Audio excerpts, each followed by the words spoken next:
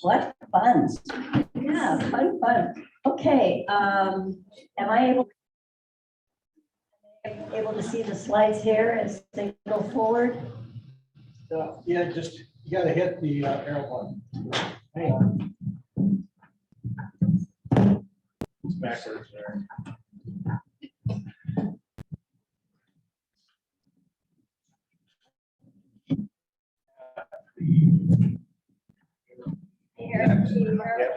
Okay, well, that's not gonna work. All right, we'll just try this. Okay, so today I'm here to talk to you about the Youth Engagement Service Program, which is the reason I even said yes to being in the district governor line. When Rob Martin was encouraging me, I said, why would I want to do that? And he knew how much I believed in this program. And he said, you'll have the opportunity to really spread that information as district governor. So that's why I'm here and talking to you about it. So what is it all about? What is this program all about? Imagine you're on a trip, and instead of being born in the United States, you were born in some remote village in Guatemala. You might have lush vegetation, stunning views. From a distance, you might not see the walls of your home, held together with twine. Or have the opportunity to see where you would be sleeping with your entire family. Or your bathroom. To cook your food, wood is burned on the floor of your one-room house, and it creates smoke, which causes creosote to form on the ceilings, and it makes your children sick. Life can be quite difficult here in Guatemala. 15 years ago, the president of the Rotary Club of Burlington wanted to start an Interact Club. But you know, students need a reason to form a new club. And the reason that caused them to do that was the opportunity to get involved in this program, which I heard about when I was attending the International Conference in Salt Lake City back in 2007. So I brought that home and we introduced it to the students at the school. And we said, if you're in 11th grade and you're interested in international travel, you like helping others, then Youth Engaged in Service is for you, and form an Interact Club and become involved. Each Y.E.S team member provides 80 hours of local community service. 40 hours have to be in one location, 5 hours at least every week for the time that they're in the program. This student decided to do a Habitat for Humanity house. This was our very first team, 3 students that went actually on this team to Peru because we went with a group that we learned about from Utah. There have been 14 Y.E.S teams since then. 78 students have been involved, and those students have provided over 6,500 hours of local community service. The Y.E.S program culminates in an international service project.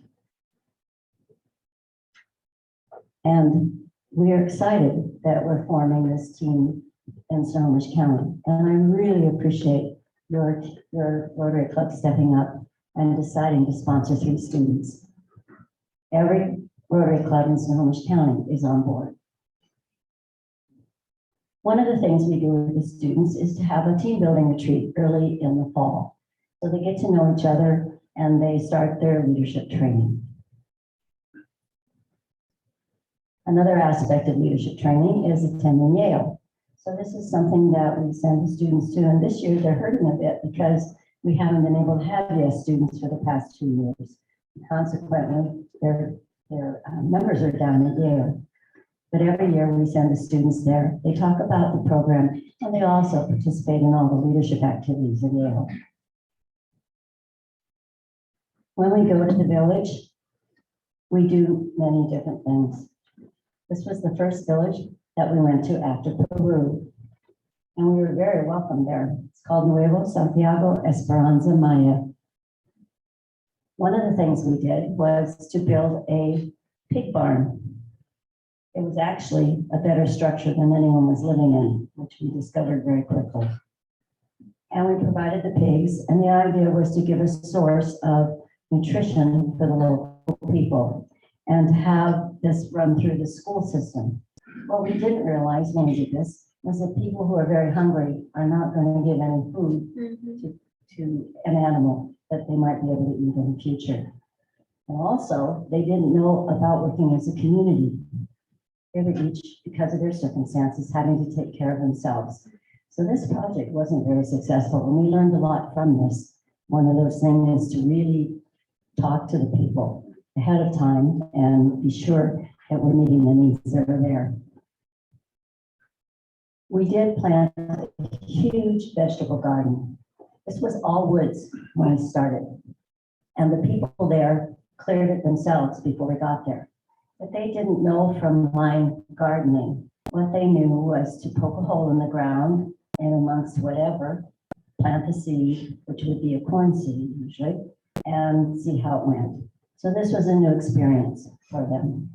And we work with Hands for Peacemaking, and they decided that they would plant several rows of radishes. Now, if you've grown radishes, you know how quickly, right? A couple of weeks, you've got radishes.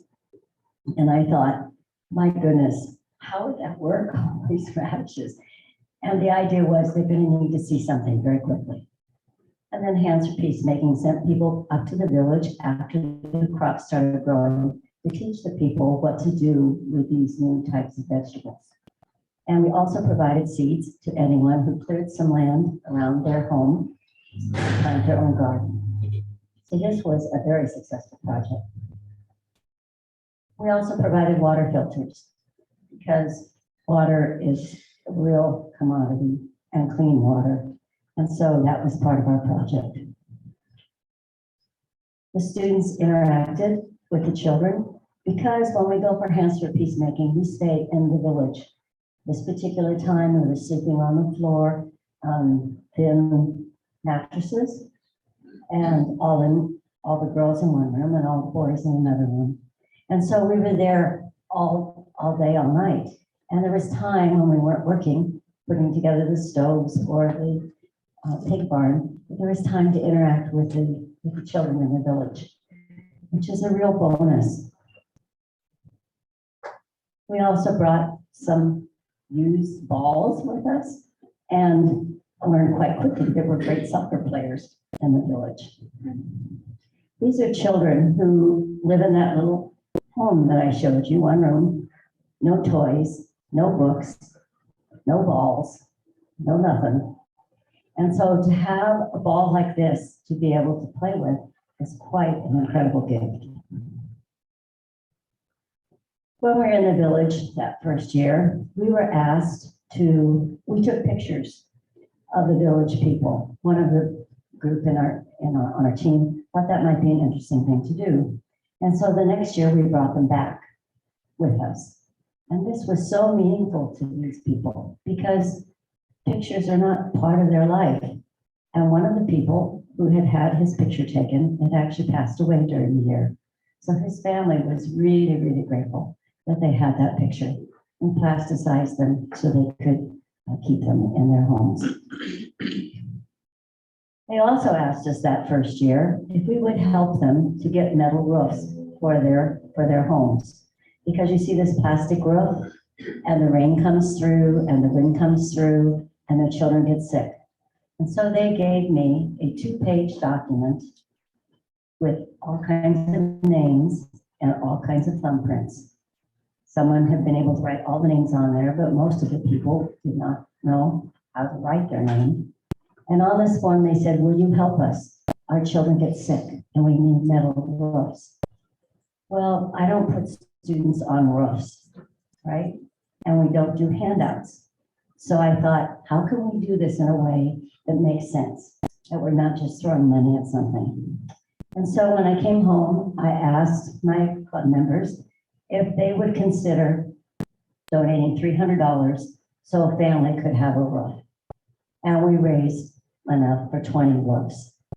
I took the pictures of the Rotarians, these are 2 Rotarians from the Burlington Rotary Club, and I took that with me to the family.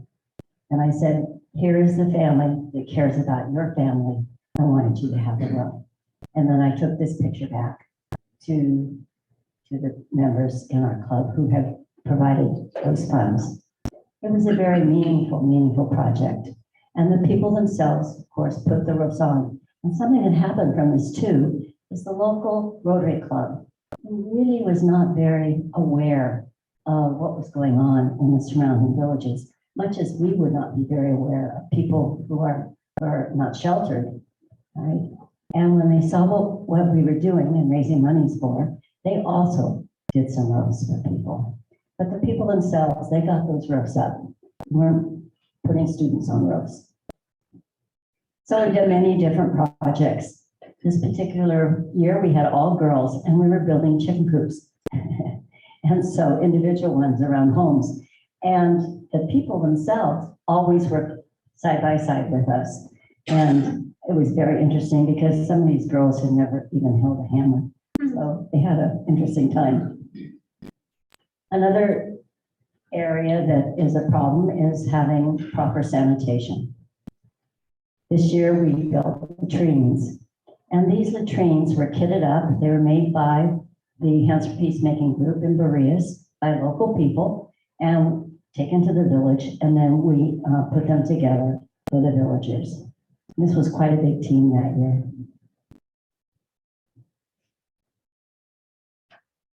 This is a teacher from Burlington High School who's actually the interactive advisor and has been from the initial start of this program, Paul Peel. We also built a playground, and we try to do this every time because the kids don't have playgrounds. And these monkey bars were incredibly popular.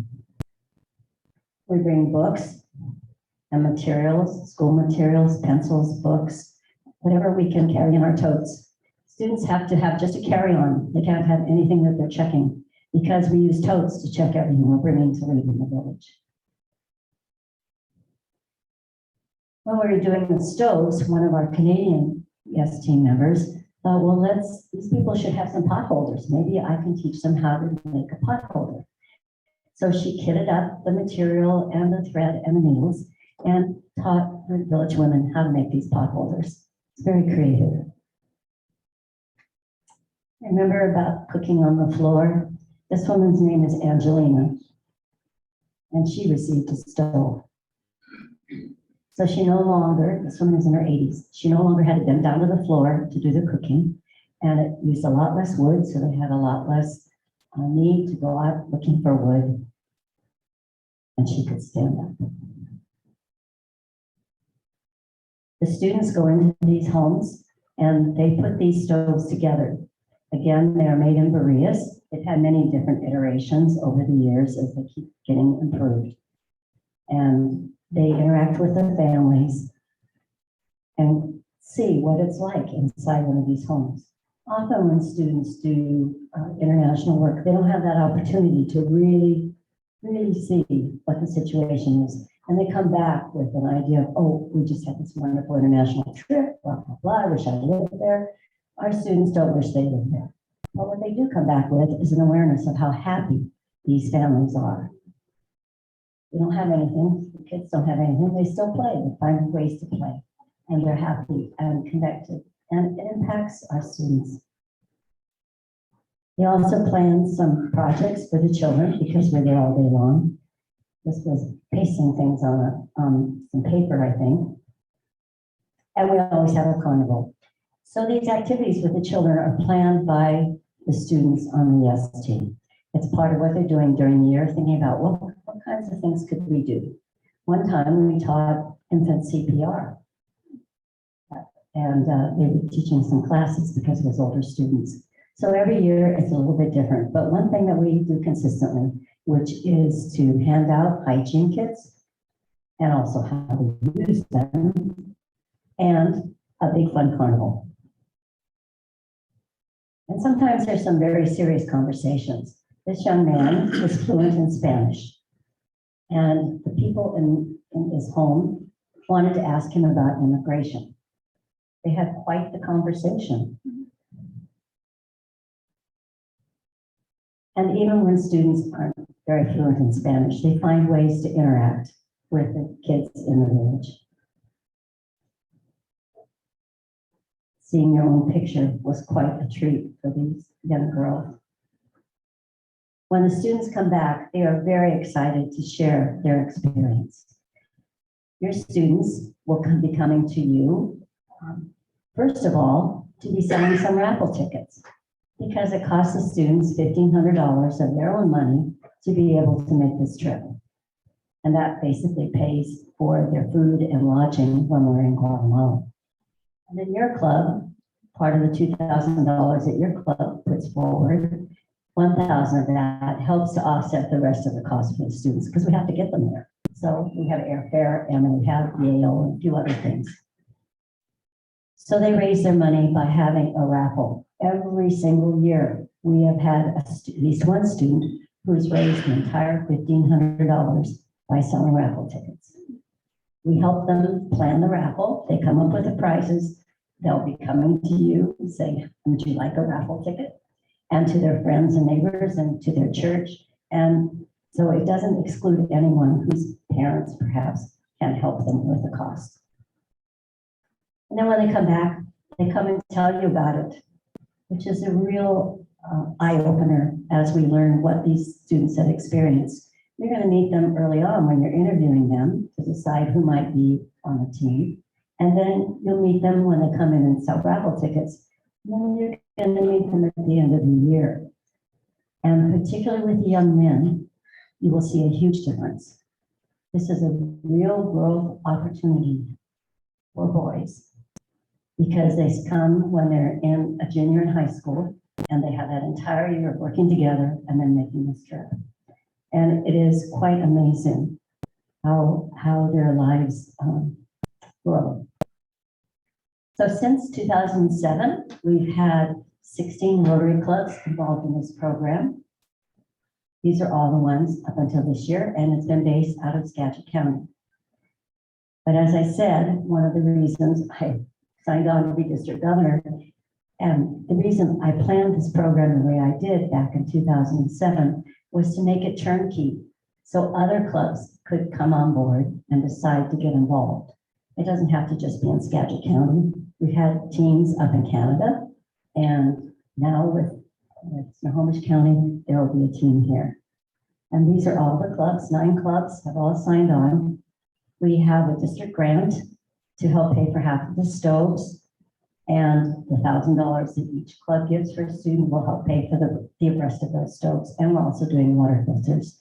So it's a tremendous thing. You know, something interesting about the Y.E.S program, it reminds me of that old, I think it was Three Stooges thing where they would say step by step, right? Step by step, step by step. And this is how this program works. The first step was to say to all of your clubs, would you be interested in doing this? And finding a club that would take the lead on getting this grant.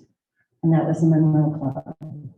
And then slowly contacting clubs over and over again and getting everybody else on board. Well, the step we're at right now is getting the students. So each club decides who that student will be. It can be one of your sons or daughters who are going into 11th grade in the fall, or a relative, a niece or nephew. We've had lots of sons or daughters from our Rotary Club. In fact, our Rotary Club, once they get a kid that age, they get them into the program. So there's lots of opportunity there. But we have to get the word out. And I have those brochures on the table, so you're welcome to take it with you or to leave it, and then someone in this club will use it to be talking about it with the students that you're wanting to get interested. So I've done this trip 9 times. It's changed my life. I live small. I used to live large in a very large home, and I couldn't deal with that anymore after being so often in a situation where I saw others were. So I chose quite specifically to move into something much smaller. This is a program that has impacts far beyond anything we can imagine, because in Guatemala, we're helping really the poorest of the poor. And they are shocked that of what we're able to do for them, and that we allow our young people to come and to do that. So it's really significant, and they're very grateful. So this year, I'm really excited because this program is going forward step by step, and also because Morgan is going to be co-facilitating with me to lead this group. So that's a real bonus. Now, I could answer any questions you might have. You want to say anything, Morgan? I know you were in Guatemala recently. Yes. So the Monday before, the Monday before the district conference, I was in Mexico City, coming back from Guatemala. So very grateful to have had that refresher and that rejuvenation from my love of that country. I'm very grateful to have a close connection to the director of Cancer Peacemaking, the program, of course, that Y.E.S partners with, Jeff Hager. If you know him, he's a Rotarian in the Everett Garner Club. He's also my boss. So I bug him at Rotary, and then I bug him at work, and then I bug him in Guatemala, and we're going to Peru in July. And like Bev says, every time you go, it impacts your life so deeply. And I've been very blessed to have 3 times now being in Guatemala, and my brother with me on 2 of those. Any way to get me to cry really quick, have me talk about my brother with a picture of him holding a baby in Guatemala. So it's just one of those opportunities that if you can bestow that on somebody else and then at some point go yourself, it's extremely worth it. So I'm very grateful that you're going to have that chance to do that with 3 young people. So Bev and I are very grateful. You're right, here's my. You know, the youth exchange program has been on hold because of COVID, amongst other things. But a lot of us in Rotary have appreciated and utilized that as a way that our children could participate in this kind of thing. And so, and I don't know how soon they're going to get the Rotary Youth Exchange going, but this is an excellent opportunity to be involved in the similar life-changing situation. Yes, well, the youth program is starting back up now. Rotary has started it back up, so there'll be, they're recruiting people right now for this coming year. This program is life-changing, both youth exchange. I've been a youth exchange student, and also this program, but they are extremely different. A youth exchange student, special, right? Special activities, special things to see, living in a warm bed, all of those things. So yes, they learn about another culture, and they're away from home for a year, and they do a lot of growing. A student in the Y.E.S program is exposed to having 0. They can't use their cell phones because there's no cell phone connection. They don't have access to whatever they want to eat because they eat what's put in front of them, right? Or they're hungry because we're in the village. So it has a different kind of impact. And so many of the students who have been in the Y.E.S program have changed their majors and what they want to do with their lives. So they've decided they want to go into some sort of work that will be helping other people. So I think it really serves the Rotary motto of service above self, because these students are giving 80 hours during the school year, volunteering in local community, and then going and doing the work in Guatemala. It's dirty, it's hot, it rains, it's not comfortable many times. It's a 2-hour bus ride or 2-day bus ride to get to Y.E.S, and then they're taking however long it gets to get to the village. So it's a different kind of experience. And the students sign on because they're excited about going to another country, the same as with youth exchange. But they quickly realize that this is, a lot of them is going to be needed to make this successful. So Leroy, we have a 16-year-old young man from Poland arriving here July or August as an incoming exchange student. We're looking for hosts. Other questions? So thank you very, very much. And I hope that this program continues year after year. Morgan will be helping to make that happen. And that in the future, if you're interested, you can sign on to be one of the mentors to go on the program to see firsthand how the program works. Thank you.